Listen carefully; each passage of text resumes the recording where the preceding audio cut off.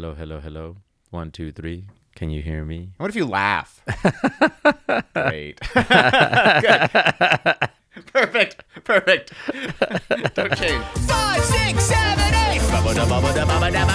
We got Big Theater Kid Energy. Hello and welcome to Big Theater Kid Energy. I am your host, Ryan Garcia. This is your least pretentious theater review show. I'm going to go around and see all the touring and local productions in Los Angeles and prove to you that Los Angeles is a thriving theater town. Okay, I just went and saw Esther Perel Ruined My Life, which is running until when? The 15th. It's running until 15th, and I went and saw it with actually a student of mine and friend, Izzy Feliciana, who's also an ensemble member of IAMA Theatre, who produced this production, which I am an ensemble member of. And I saw a member of the cast on stage last night, who's also an IAMA ensemble member. This is Adrian Gonzalez. Good morning, Adrian. Good morning. How are you? You know, I am shot out of a cannon with energy. I've had my coffee. I've had a run. And then I came right here. I turned all the lights on and the microphones, and then you showed up. It was perfect timing. Perfect. Yes, I'm happy to be here. Adrian, I remember I met you for the first time in a reading of something. It was weird because you were at the reading, and then you were busy. You had something else to do. So I came in to fill in for you after you had to leave. Wow. And when I met you already acting. Yeah. And I was immediately so insecure. So I was like, God, this man is so good. I was just like, oh my gosh, they expect me to fill these shoes? Honestly, I was just so blown away by your abilities and also your like magnetism. Not only because you're so gorgeous, but also just like your talent is unbelievable. Oh, well, thank you, man. Right back at you. I remember the first time I saw you on stage in Species. I'm like, who is this guy? Yeah. He is like hilarious. I mean, you were bringing that character. He had this sort of like very sweet, nerdy quality to him. Wow, good man. That was just like really funny and so grounded. And so it's really nice for you to say that because I thought the same. Wow. The feeling is very mutual. I didn't realize. Well, first you were born in Texas, yes? Yes, I was born in a border town in Brownsville, Texas. Wow. And then you went to Northwestern? I did. I went to Northwestern. And you lived in Chicago for a while. I did. What took you to Chicago from Texas? You got to that school? I wanted to get out of Texas. I applied to like 5 different schools, and Northwestern just happened to be the best one that I got into. And I decided to go, and I didn't go for acting. I was trying to figure out what I wanted to do, and I was pre-med. I was pre-law. Oh, I went no to way. College. Yeah, I was also like, acting's probably not it for me. I got to do something real. And I had like a minor in theater, but then my acting classes ended in the minor. And I also realized how many books I had to read to be a lawyer. And it was like, I'd rather read plays and do stuff on stage. I mean, same. I never did theater or acting growing up. It just wasn't something that was readily available where I went to school. And so when I went, I started taking classes, and then it was really just to fulfill a fine arts distro. Right. And then I loved it. And then I made it a major. I did like a double major in psychology and theater. I did my pre-med. I took my MCAT.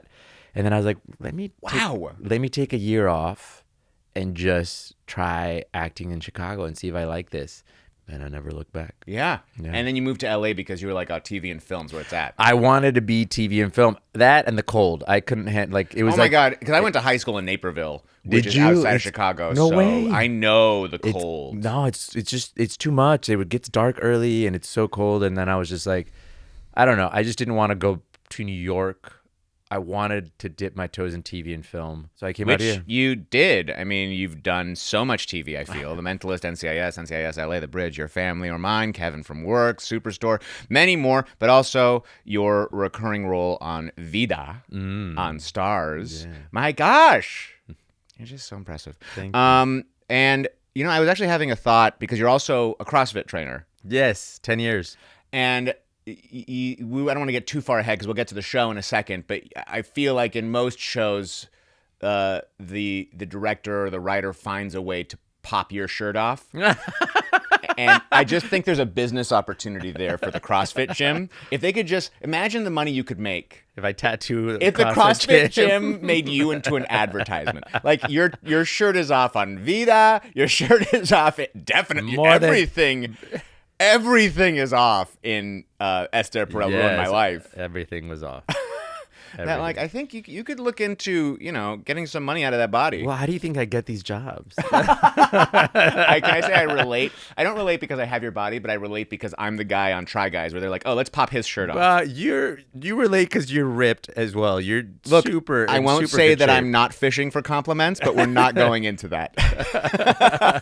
What is it like to be completely naked on stage? Like, how does that feel? Is that freeing? Is it nerve-wracking? What is it like when you first read it in the script? I love it. I think it's very freeing. It isn't nerve-wracking. I feel it's more nerve-wracking for the people watching. That when they're like, kind of like, what is happening right now? Oh, like, I think last night I heard it when I first pulled down my underwear a little bit. I heard like I think that was me. And I wasn't even on the side of the audience that saw everything. So in Chicago, I went, there's like a year, usually this happens to me, but there's like a year that I was playing very similar roles. And then those plays, I was naked. And then one time I had to do full frontal and I'm like, oh my God, how am I going to do this? This was the first time I had to be naked. How am I going to do this? And my friend told me about life modeling. And so I went to this art studio where there's like 5 women of a certain age would paint, and they would paint nude models. And so I did it. I did it for like a month. I went to this studio once a week, and I would get naked in front of them on a platform, and they would just paint me. This is like your own form of exposure therapy. Yeah, I was like, let me get comfortable being naked in front of people. And then after that, I was like able to be naked on stage like nothing. Wow. Yeah. What was the first time you did that life art thing? What was that like when you had to like drop trow? Did you have to say like, okay, here it comes? I see what she did there. It wasn't horrible because there you just choose a pose and you stay with it. Right. So like you choose, I was like laying, I think on my belly, or I was sitting on a chair, so like you just sit in that pose and you just kind of hang out. And then the women, they were, to their credit, they were very sweet and they just kind of talk to you.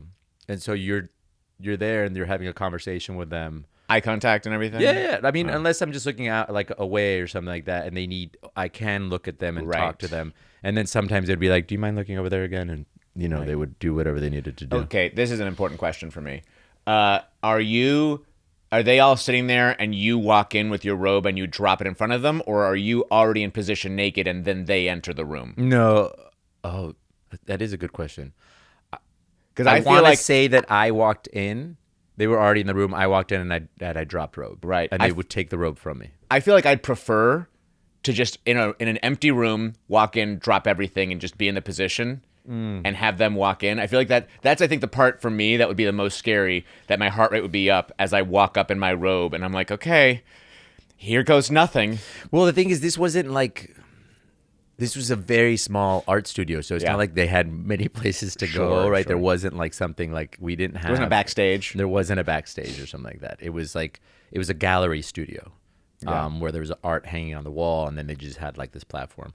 I'm sorry to focus on this so much. It's just like such a fascinating thing to me because I'm so self-conscious about like taking my clothes off. I'm such a perfectionist where I'm like, well, I can't unless everything is perfect. Like no bread for 3 weeks and then I can, you know what I mean? Like there's so many hurdles I have to jump that to see you do it so freely is fascinating to me. I think I tell myself we're all the same. Yeah. Like we all think that same thing. We all want that perfect like body. But even when we get it, it's still like a mind. Yeah. We all have sort of some form of body dysmorphia. Yeah. In a way. And that's, I think, the freeing part. I was like, this is it. Like, and it's a very much like I love my body, I love myself and my skin, and here, see it. Plus I just love walking around naked. I'm always naked in my house. Wow. So well, I mean, with a body like yours. So you didn't do theater or anything growing up? No, I was an athlete. I was a performer in that sense. I was an athlete, but no, we didn't have theater or anything growing up. I think I took like one class in this one theater when I was very young called the Camille Playhouse back home. but we didn't have it. We didn't even have, like, in my high school, I went to a small Catholic school. I took like a semester of acting. That was, and I had to do it because I had to fulfill a dramatic. At a Catholic school, you took at a Catholic school, okay. and so I took that class. So no, Northwestern was like my first big introduction. This is where I think that, like, the universe sort of put this on my path. Like, we're all meant to be doing things in life, I think. Yeah. And Northwestern was the one school I didn't visit. I visited every other school. I didn't even know really where Northwestern was when I applied. I had 3 friends that went there, and I knew that it was a good school. But I didn't know it had the theater program that it did. So that when I went into the theater program, I was very, very kind of like naive to it. And then I'm like seeing that people, they had been acting since they were born. Yeah. They were also like, you know, legacies. Like, I graduated with Meryl Streep's daughter, with Laurie Metcalf's daughter. I graduated with Greta Lee, who is right now one of the biggest stars out there. You know, I graduated with a lot of people that in the moment I was like, I don't know what I'm doing. Yeah. So Northwestern was my initiation. Chicago was my real training ground. And then LA has been sort of like my master's PhD. Were there any shows in Chicago that you did that you were like, oh, maybe acting's not for me? Like, this is a terrible experience. No. Great. Wow. I literally dove into it. I was like in my 20s, just like, I worked hard, played hard. I was like bartending till 3 or 4 in the morning. I was doing plays. I was working at restaurants. I was just doing like the hustle. Yeah. No, I don't. I mean, yeah, I've done, there's one play I did, I remember, that was like really, really not a good play. It was really bad. But it was like in a really nice theater and they were paying me well. Wow. And I was like, this is fine. And you're like, you know what I should do? I should move to Los Angeles.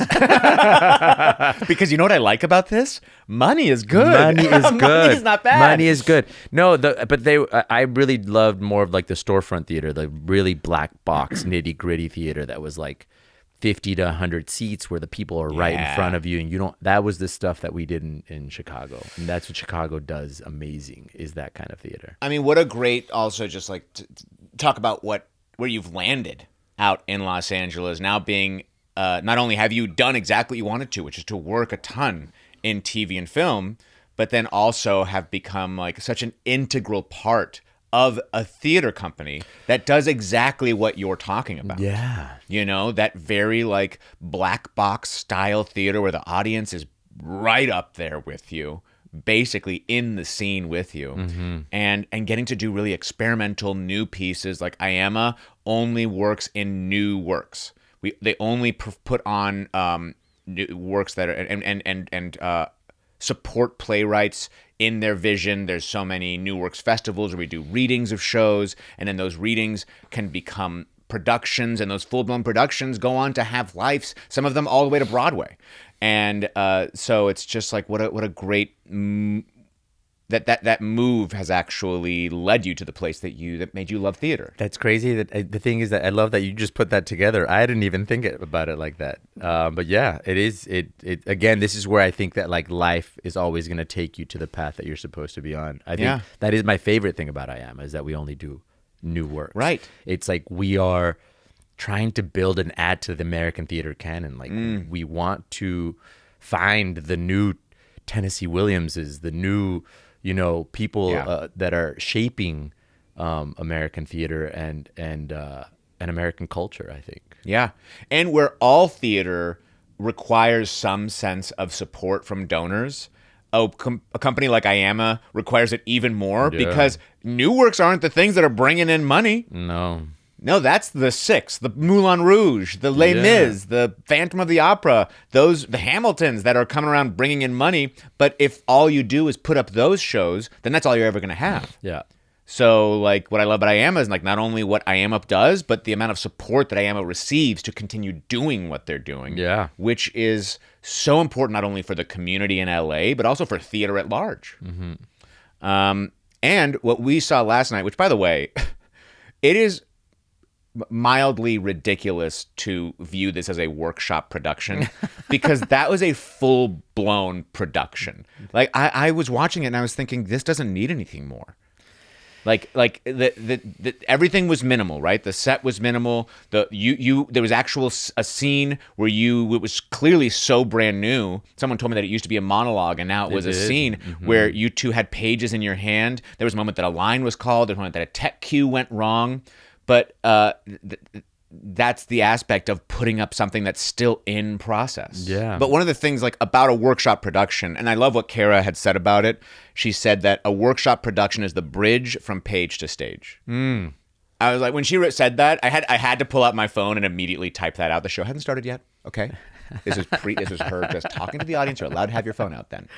I heard that and I went, yeah, because it's not a table read where you're standing at music stands or even a staged reading where there's some blocking. It's a full-on, you guys are out there naked doing a show for us, but it's not yet a full production where we have an expectation of it being polished and the final product of what this show will be. Well, that was the thing about this production, that in our workshop productions, as you know, we can dedicate to one design element. Right. For us, the design element was intimacy, was sex. That was the focal point of the design element. So our main focus initially in our first rehearsals was that. So we kind of spent a lot of time on the sex before we even got to the scene work. There's some plays that they say, oh, we have to have an intimacy coordinator here for this. And I'm like, do we? I'm like, there's like a shoulder touch and a hug and maybe one peck on the cheek. Maybe, and it's nice to have an intimacy coordinator for that, but it's not, I think, required. Where this show, that's another character. That intimacy coordinator was needed. There was full-on sex on stage, multiple times, multiple partners. Yeah, she had to work. So you all had to work. No, look, I used to sort of have that same thought about intimacy coordinators in like smaller sex things or little things in displays, but big or small, honestly, like it's not just about like the pecs. They, at least the ones that I've worked with, especially with Selena, they find intention in the breath. They find intention in a touch. They find intimacy and intention in a look. Things that you're just like, oh. Right. And that helps really shape not just the scene, but helps shapes the character.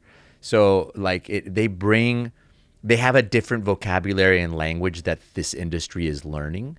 Right. That we also didn't get to train in, I think, when we started doing theater and stuff like that. That you're just like, oh, that's a really interesting perspective on how to approach it. And this is my third time working with Selena. Oh, great. And so every time I work with her, it's like always something new. And she treats it, she's also like a fight choreographer, so she treats it like also like fight choreography, and that's just the movement. But when the most interesting stuff comes from like intention and like not the touch stuff, not the actual sex stuff, but like how do you mold that to make this sex scene be beautiful and soft and loving, to this sex scene being raw and dynamic and hard, to this sex scene being like goofy and playful and fun. And what are the reasons we do that? You know, they put a lot of thought into it, and I was very, very grateful that they had her there. And I think Jeremy was very grateful that they had her there. I don't know how you would do this show without her there. Right. I remember like talking about what we learned coming up through it, where there wasn't really, I don't think intimacy coordinator was a job or even the idea of a job. I remember doing a scene in class from the play Closer by Patrick Marber. Yeah. And we did the scene, and in the scene there's like, it's post-coital, and there's this slap in the face, but they're trying to get things going. And the only thing the teacher said, and he was like, an older white man and like very much of even a different era of theater. All he said was like, that was the best. The only note I have is you should have really slapped her. And I was like, that's the note? Like it's such an old like dinosaur way of thinking of like what we're doing up here. We're not actually doing the acts. We are performing a version of them that is safe for both of the performers and to suspend the disbelief of the people watching. Doesn't mean we actually do the thing. We're not eyes wide shutting it. Right. It's kind of like, what was that famous line by Laurence Olivier? Why don't you try acting, my dear Yes, boy? exactly. Like, yeah, it's not you don't actually have to go out and do it. No. Okay, let's get a little bit into the show Esther Perel Ruined My Life. We're already in it. Yeah. We've blown past it because the show's too interesting to not just dive immediately in, but a little bit of housekeeping first.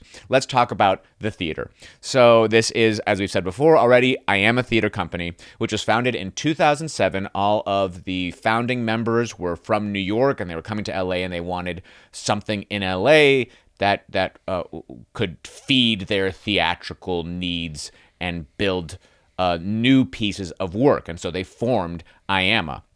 And no, there's nothing special or interesting about the name. They literally saw it on an SNL skit where Kristen Wiig was saying, I am this. And so it's that I am a theater. That you are a theater, he is a theater, I am a theater. That's all it is. It's not an acronym. And the core mission of it is to cultivate new voices, develop new plays and musicals by emerging and established playwrights, push boundaries, take risks, and foster an inclusive community that empowers future generations of theater makers. Took that directly from them. They couldn't have said it better. And it's all hosted right now at Atwater Village Theater, which I think is a super cool place. I love it. I love it too. It's become such a home for me. It's back in kind of this warehouse district of Atwater Village, which is a lovely little neighborhood in Los Angeles near Silver Lake and Glendale. And it's right next to a nice little restaurant called Momed. And it just feels like this hidden little pocket of LA where we can do our plays that stretch boundaries and stretch what's possible. Yeah. This play, Esther Perel Ruined My Life, was written by Mathilde Droitois and directed by Jeremy B. Cohen. And there is actually so much about this show that, regardless of the subject matter of this couple that is opening up their marriage and dealing with the repercussions and the complications that brings into their life on top of the other complications that already exist in a marriage and having a child, there was so much that I related to with both characters that were in the marriage because I've been married for 10 years. And there were moments that I saw myself in you, and there were moments that I saw myself in Sarah, and vice versa with my wife and both of you, where I was like, oh my gosh, there's conversations and subject matter that's being covered here that I'm like, I can totally relate to, just like in the regular marriage stuff. Yeah. The writing I just thought was so exceptional by Mathilde. Yeah. Where it never felt like anybody was being demonized or it was any black and white thinking. It all really lived in that gray. And I don't know if you know this, I'm obsessed with Esther Perel. I did not know that. I'm obsessed with Esther Perel, the Belgian-born psychotherapist, couples therapist, and relationship expert. I read her book, Mating in Captivity and State of Affairs. I devour her podcast, Where Should We Begin? Yeah. We even have her board game, her card game, yeah? Where Should We Begin? Yeah. Yeah. I love her so much. And her idea on modern relationships, which is what this play is all about. Yeah. One thing I'll say about, and I'm going to let you talk again. I've talked so much. No. Let me talk about Mathilde really quick. Great. Mathilde, the writer, is also a Belgian person. She's a playwright and a screenwriter.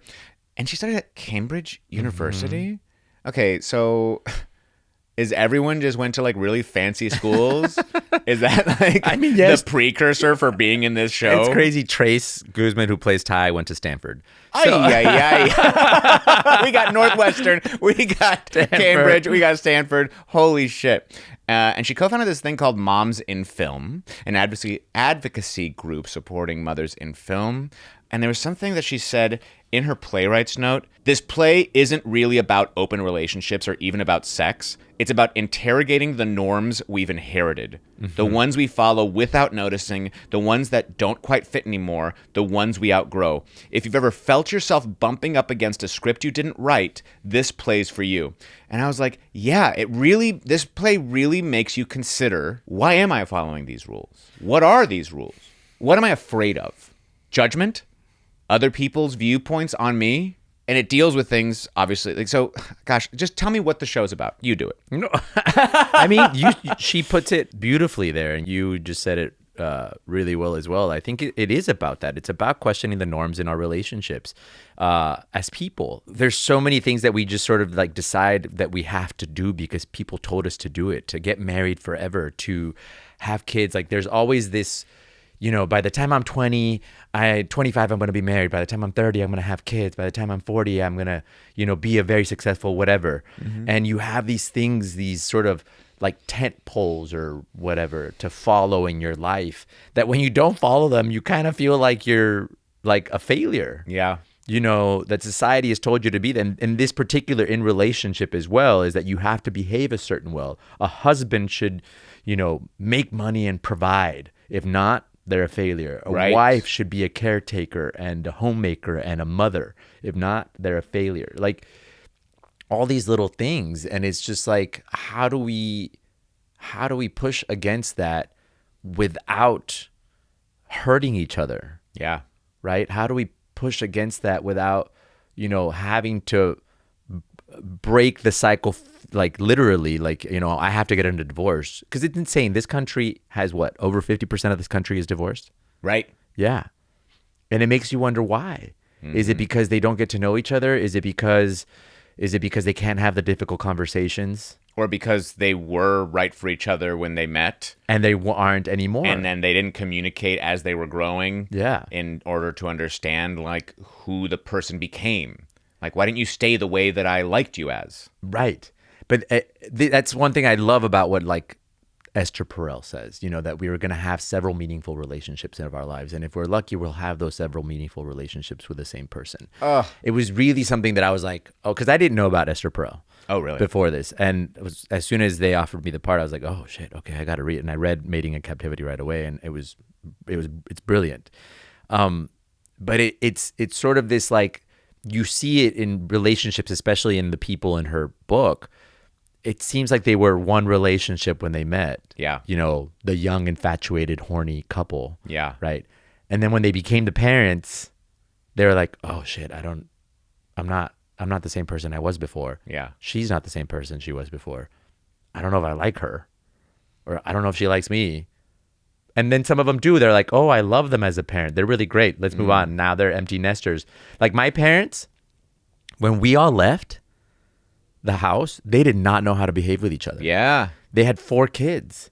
So they only knew each other for a very long time as parents. So they knew each other as the young and horny. They knew each other as parents. Then I was the last one to leave. And then after that, like, kind of hell broke loose for a while. They were just like, my mom would call constantly threatening divorce. And I'm like, do it. I don't know what to tell you, man. Yeah. Like, figure it out. I don't, like, do it.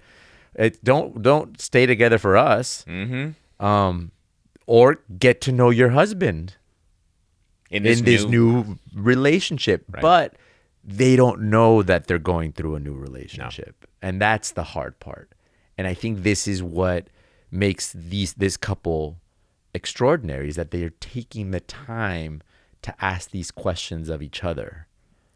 And I'll just really quick to give you what, like, the setup of the show is, which is a couple, Andrea and Aaron, played by you, Aaron, and Andrea played brilliantly by Sarah Utterback, who beast. I love so much as a human and as a performer. I mean, my God, she just grabs the bull by the horns and just goes. Ooh, and everything she does. And it's like, it feels like this is so perfect for her. Yeah. But where this couple, Andrea and Aaron, are at a crossroads in their life. They have a 7-year-old son, and they have settled into their life as parents. And the part of their life that's kind of missing right now is any kind of romantic or eroticism. Yeah. Especially from her side. She's like, look, I pushed a baby out. I don't really want to have sex with you right now. I just don't have that interest or drive. And the way that they decide to deal with this issue in their marriage is that they think about opening up the relationship. And they take the real steps to do that. And then that is what sets up the rest of the show. Yeah. I don't want to give anything else away, because going on this ride is so special and wonderful that even if you don't see this workshop production that's happening till December 15th at the Atwater Village Theater, that you should find a way to see it in its undoubtedly long future run. And then also, I have to bring up Trace Guzman, who plays Ty, who is a younger, I would say Gen Zer. Yeah. Yes. A younger man who then gets roped up into this. I'll let your imaginations figure out what part he plays in this trio. But one thing that really spoke to it about me, because I do love Esther Perel so much, is Esther Perel says, love enjoys knowing everything about you. Desire needs mystery. right? So like the whole problem with the way our society has built these long-term relationships is that I need to trust you and have comfort with you in order for us to this relationship to work long term. And yet to have eroticism, I need to have mystery and the unknown. That kind of bucks up against what makes a loving relationship and a safe relationship work. And so it's like, how do you live in that dichotomy that seems disparate, but actually through, if you really listen to Esther Perel and read her stuff, how you can find ways to bring that mystery and the unknown into something that is actually safe and has a strong foundation. Yeah. Yeah. I mean, I find that super interesting when she was talking about how like you have intimacy and desire and there needs to be space in between for those two things to coexist.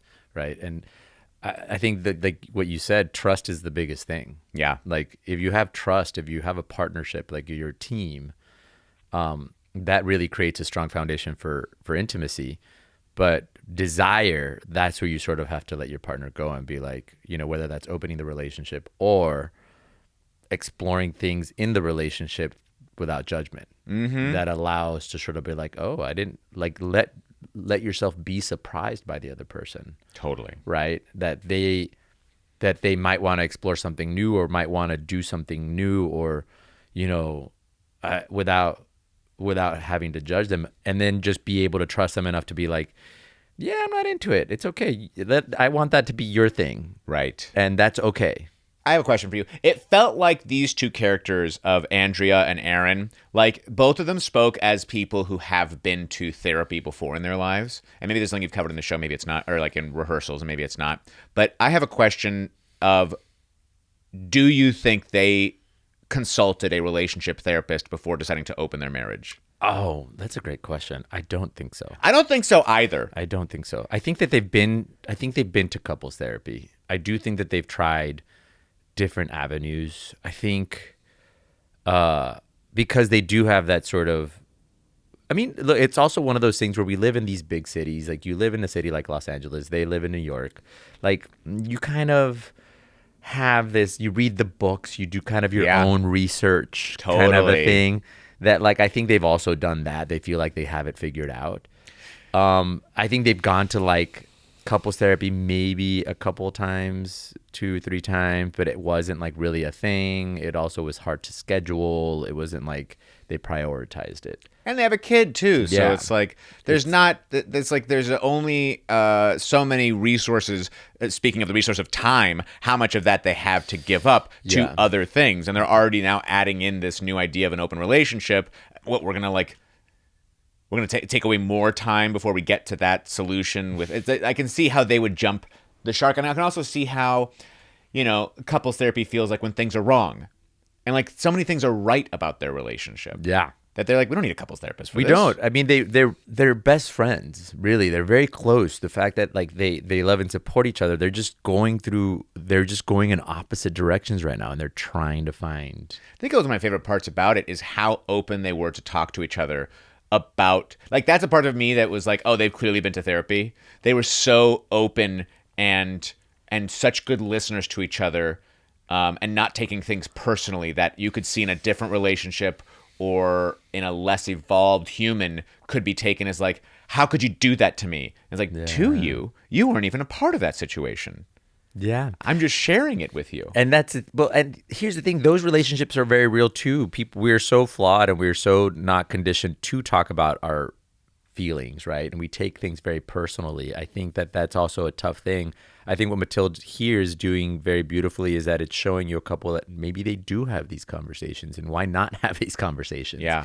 Right? Like, this is what it would look like. Do it. Oftentimes I think that those conversations are a lot messier. Yeah. No, totally. And I do think that there is a version of this play that can be that. I'm interested to see if Matilda does explore that in this workshop production, right? Mm-hmm. What is it going to grow into? What is it going to evolve into? Is it going to get sexier? Is it going to get messier? Sexier? Yeah. Adrian! Adrian was completely naked on stage having sex with Sarah Utterback, simulated sex with Sarah Utterback, and he wanted to get sexier. Where? I mean, you just want a threesome on stage. I just want a threesome. What if we stage that threesome?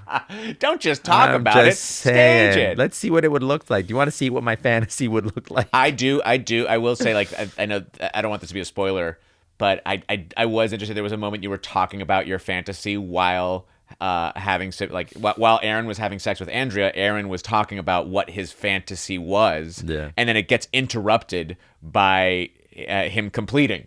He finished. Yeah. And I was like, wow, what a crazy... I wanted to know the rest of the fantasy because I was like, where is this going? Is he having bisexual feelings as well? Like, is he having... It was such a great way to end it because it left us as an audience in that imaginary space of like filling in the gaps on our own. Yeah.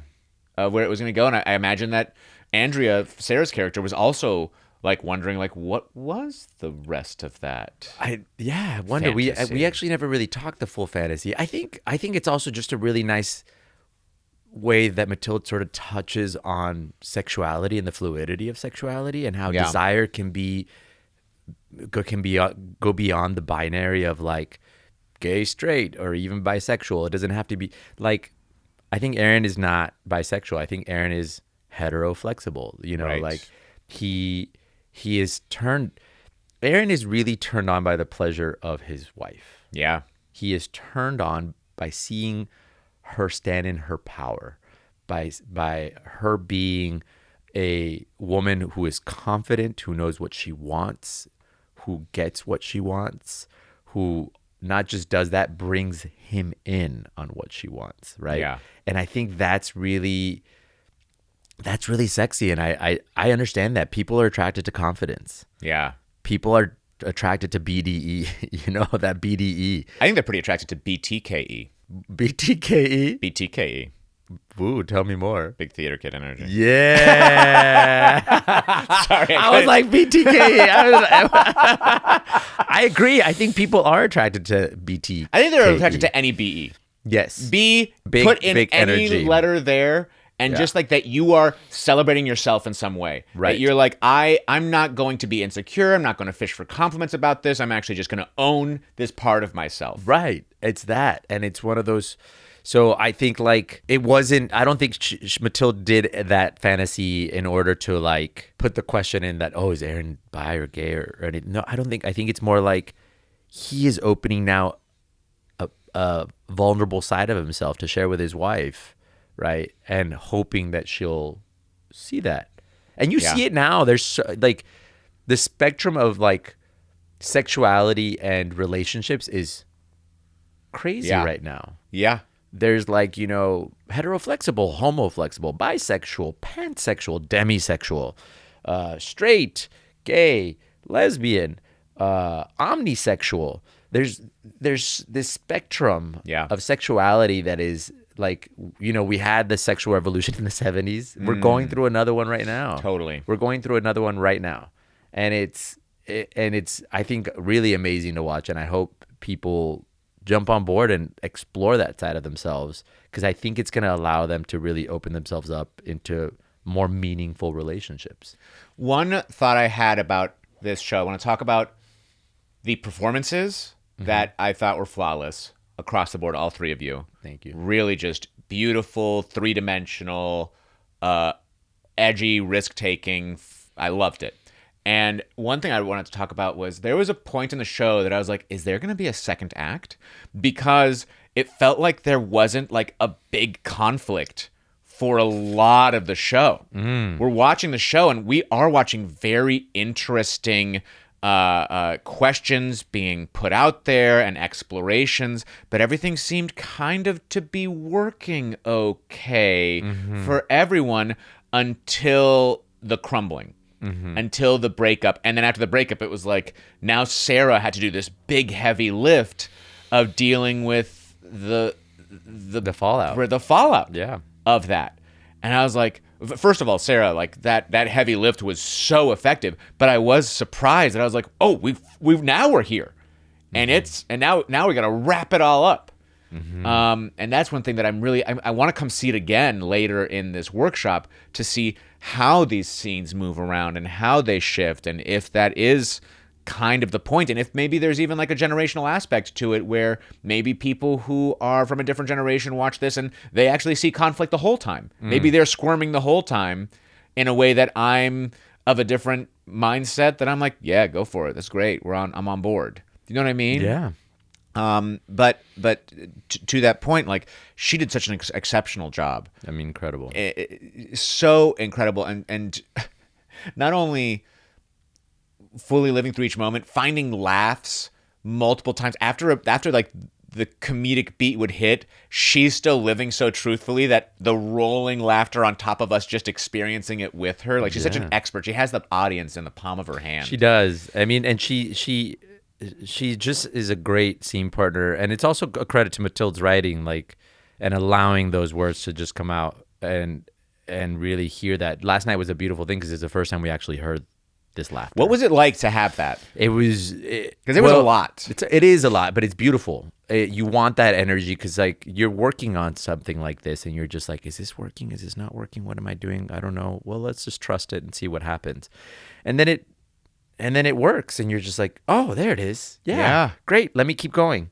And you just kind of that simple validation. It is. I mean, you know what it's like. That 100% energy feeling. Like, you just kind of ride the wave, and then you continue to go. And this is where it becomes the dance. Now, you also know that, like, it'll probably never be that good again. Yeah, maybe. It kind of feels like with a workshop, you have an opening night every night. That's true. This is my first experience with it, so yeah, you're probably right. Because you, like that scene, you guys had pages in your hands. You're going to rehearsal. We are doing this at 8 a.m. because you have rehearsal at 10 a.m. Yeah. And there's going to be new pages. There's going to be scenes moved around. There's going to be things cut that didn't work. Yeah. And so you're actually going to have, I feel like, that same feeling of, I don't know how they're going to respond to this, and that fresh new. Because also, it wasn't an opening night. I think they were very clear, which I loved. This is first night. It's first night. Because there is no opening night. There isn't. Because there isn't a show yet. Yeah, it's because once you open a show, the show is done. Yeah. It is set, and we're doing it. And the director sees it. Then the director's usually gone. And Jeremy is sticking around because you guys have a lot of work to do. We do. And look, I really hope that Matilda, and I think she will, takes advantage of this opportunity to really, really, like, shape the play that she wants to shape. And tell the story that she wants to tell, and see what happens. I hope she got inspired by this, to, who knows, maybe add more conflict or not. I don't know what story she wants to tell, and that's been in the important part. Like, all of us have all had conversations on the opinions of, like, oh, what we think should happen here, what we think should happen here, and we can try to sort of influence the play. That's the beauty about being a part of this, is that, like, I can collaborate my opinions and see if they're taken or not. But ultimately, it's Matilda's story. Totally. Right? And what she wants. And this is, to me, the most exciting part.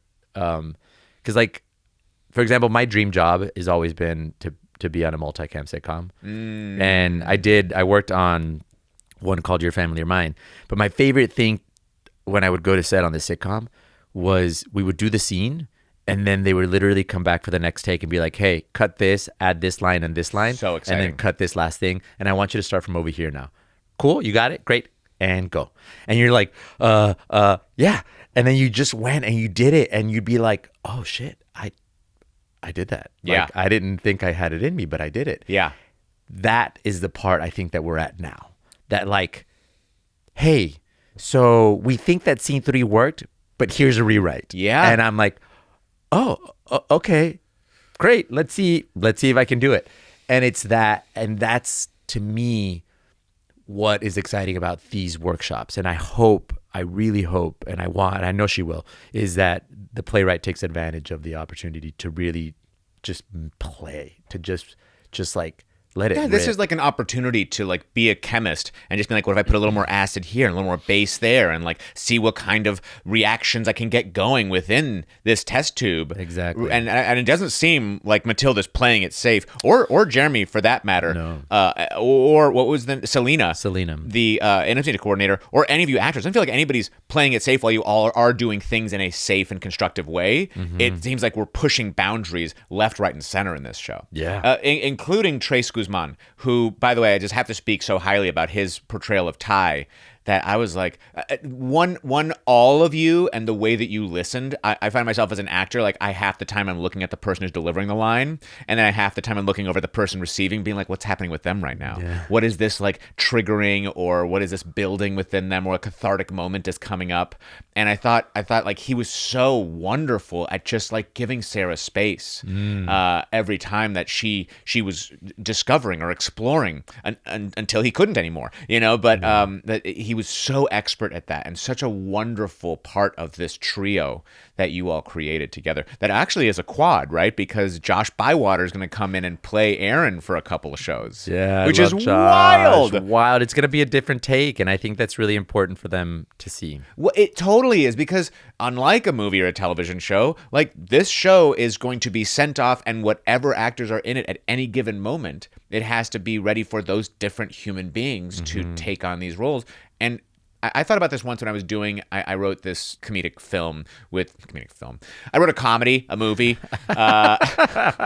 Keep it all in, you idiot. I wrote it with my buddy Sterling, and there was this really funny character that we actually had written for Bobby Lee as an idea, but not that he was going to see it. But we had our friend Dave Tooney read it at a table read, and it was so funny. But I was like, is it only funny because Dave is reading it?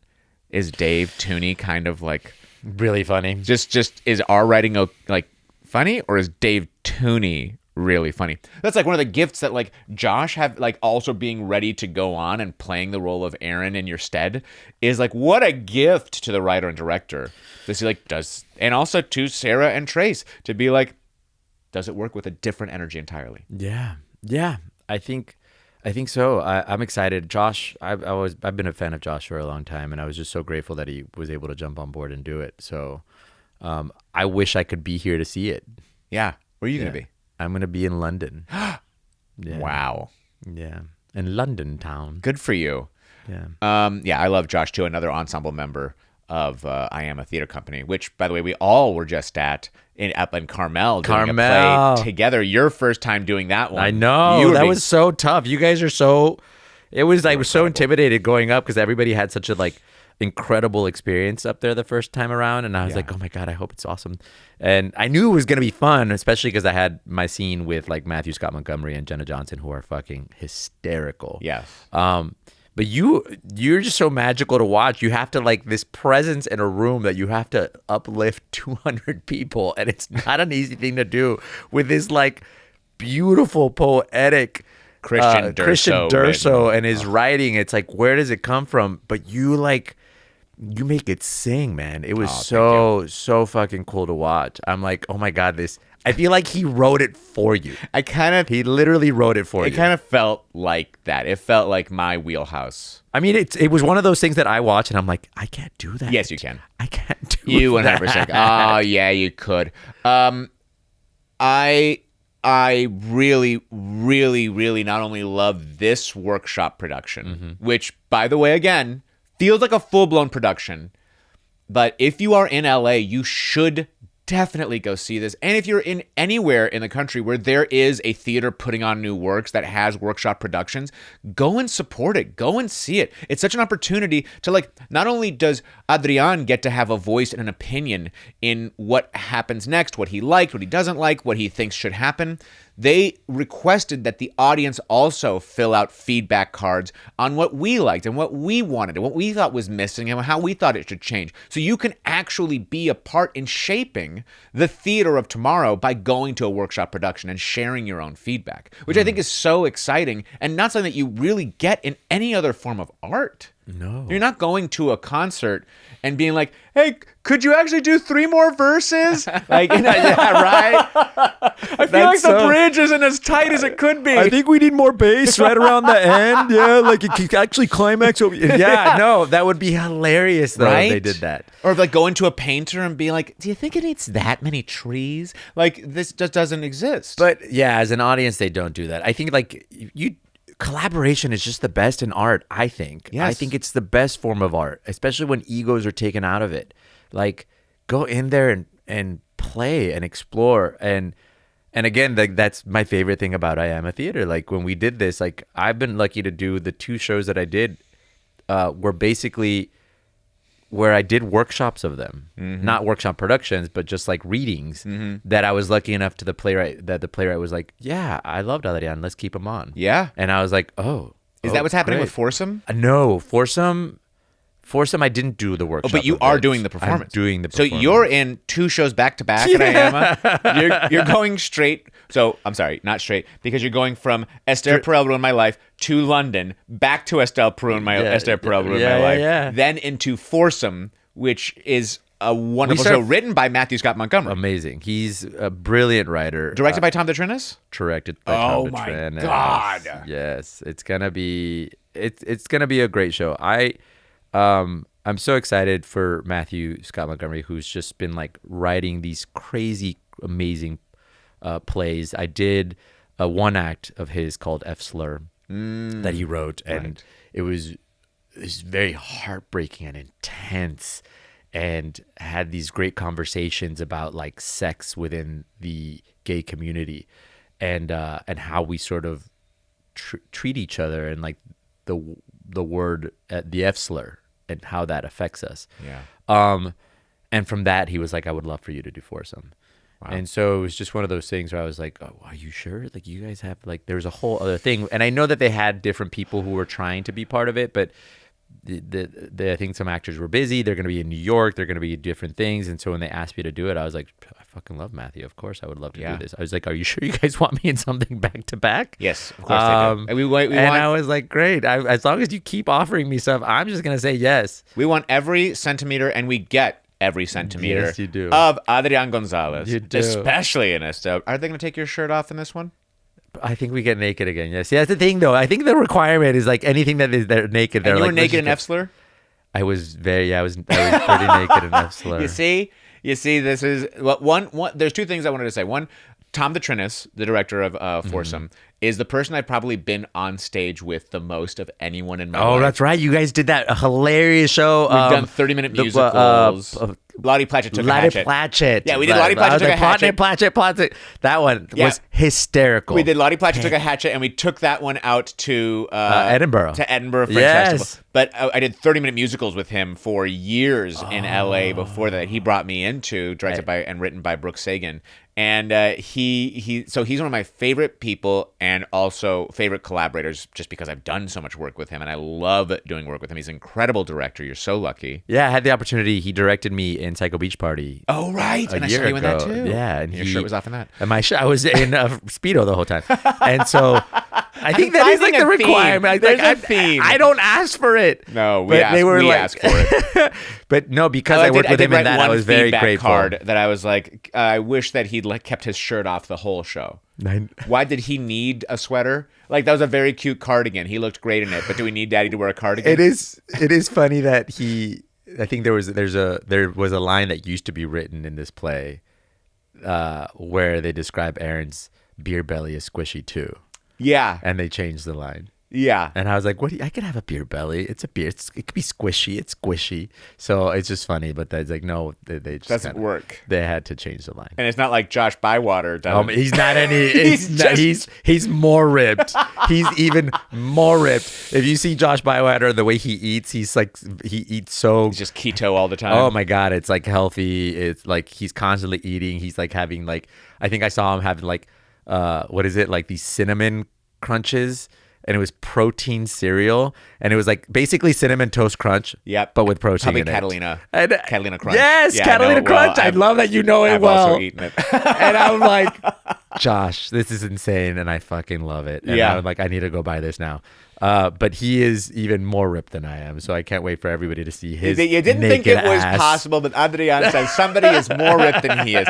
Yeah, so the last thing I want to say is not only go see workshop productions, but if you're an actor or a performer or a writer, a director working in and collaborating in new works and smaller works and smaller pieces, the reason you're doing Foursome is because you did another workshop of a different show. Yeah. You know, like you take on these opportunities because you want to be a great collaborator and you want to collaborate on bigger things. Start small. The reason that I got to work at the Geffen, and you got to work at the Geffen as well, but I got to work at the Geffen because I worked on a new musical with IAMA. And that same director was working at the Geffen, and he brought me in there. And now I've gotten to work on multiple projects over there. I've been readers for callbacks. I just did a reading of a new musical there, a staged reading, just last month. And it's all due to the fact that I said yes to a workshop of a new musical with IAMA. So it's just such a testament to not only support it as an audience member, support it as a volunteer, support it as an actor, saying yes to a smaller, maybe less money role. Like, there's so many opportunities to be collaborative within this space and support that collaboration. Yeah. Adrian, is there anything you want to promote right now? Anything you're working on that you want people to know about or see you in? Come see, Foursome, that's the next thing. So I think we start rehearsing January 6th, but I think it opens like mid-February. We go from mid-February to March. So come check that out. Again, like you said, support intimate theater, IAMA especially. You know, I've been so grateful to be part of this community and so grateful to Ana La Madrid who brought me in to this community. But the LA theater community in general, like I've been working in it for a while. There is a thriving theater community here that I think people don't know about and or take for granted. And I think that like it's the way our industry is shaping out. You know, like these Netflix buying Warner Brothers and the way the things that are being made, it's so hard to make art these days. And at the same time, it isn't. It's there. You just have to find it. And like, I think I was having a conversation with somebody that like, theater is the new frontier. Yeah. Whoa. Theater is like the new frontier. Theater is going to make a comeback, especially like who knows what AI is going to do to this industry. Totally. But theater is never going anywhere. No. Why? Because people want the human experience. The full-on human experience where not only are you like watching a movie in a theater where you get to have shared laughter or shared gasps, that's great. But doing that in a play, it changes not only the audience together, but also the performers. We are literally all breathing the same air and in this story together. Yeah. Thank you so much, Adrian. Thank for you. being on your first podcast ever. You popped my podcast cherry. Yeah, consensually. Consensually. And we didn't need Selena here. We traversed it on our own together. But that's because we trust each other and have known each other for a while. And thank you so much for watching and listening all the way to the end. Always make sure you let me know if you have any shows you want me to see, guests you want me to have on here, or segments you'd like to be a part of the show. And make sure you go see Esther Perel, Ruined My Life, playing at Atwater Village Theater, produced by IAMA Theatre Company, running through December 15th. I love you. Bye! We got big theater kid energy. Look out, we project, we sing out, Louise. Never mark it, always go full out. John Patrick Shanley never had a doubt. Our voices are warm, then kicks are high. We've got perfect form. We say thank you, five. Grab your prop, charge all the glow take. Curtains going up. 5, 6, 7, 8.